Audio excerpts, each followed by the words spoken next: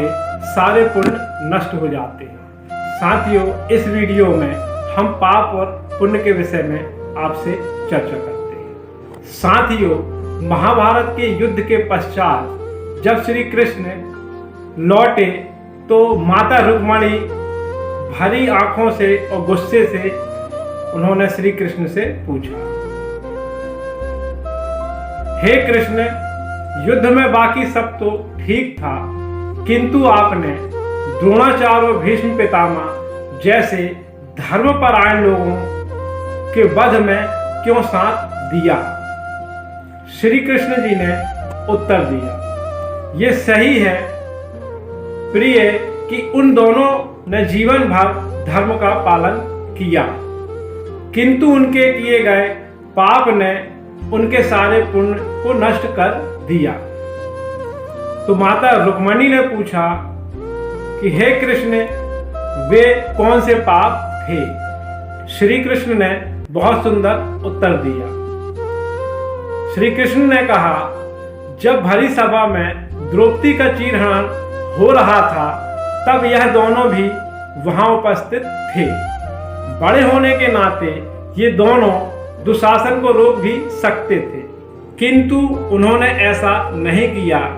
उनके एक इस पाप से उनकी सभी बाकी धर्मनिष्ठता छोटी पड़ गई और उनके सारे पुण्य नष्ट हो गए, जिसके कारण उनकी मृत्यु हुई। उसके बाद माता रुक्मिणी ने श्री कृष्ण से पूछा, और कर्ण, वो तो अपनी दानवीरता के लिए प्रसिद्ध था, उसके द्वार से कोई खाली कभी नहीं गया।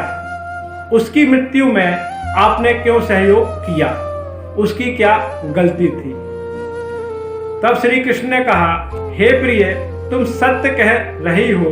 वह अपनी दानवीरता के लिए प्रसिद्ध था और उसने कभी भी किसी को ना नहीं कहा, किंतु जब अभिमन्यु सभी युद्ध वीरों को धूल चटाने के बाद युद्ध क्षेत्र में घायल हुआ भूमि पर पड़ा था, उसने कर्ण से पानी मांगा। कर्ण जहां खड़ा था उसके पास पानी का एक गड्ढा था, किंतु कर्ण ने मरते हुए अभिमन्यु को पानी नहीं दिया।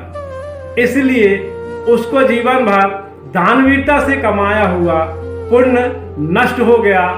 बाद में उसी गड्ढे में उसके रथ का पहिया फंस गया और वह मारा गया। इसलिए हे रुक्मिणी, अक्सर ऐसा होता है जब मनुष्य के आसपास कुछ गलत हो रहा होता है और वे कुछ नहीं करते, वे सोचते हैं कि इस पाप के भागी हम नहीं हैं।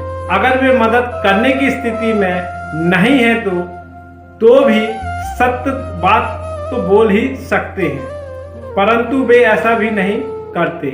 ऐसा ना करने से वे भी उस पाप के उतने ही हिस्सेदार हो जाते हैं जितना पाप करने वाला करता है। अतः साथियों, सदैव सत्कर्म करें और पुण्य अर्जित करने के लिए सत्मार्ग पर चलते रहें। साथियों, अगर यह वीडियो की जानकारी आपको अच्छी लगे और अगर आपके कोई सुझाव हो तो हमें कमेंट्स बॉक्स पर जरूर करें और हमारे चैनल को सब्सक्राइब लाइक जरूर करें। जय हिंद।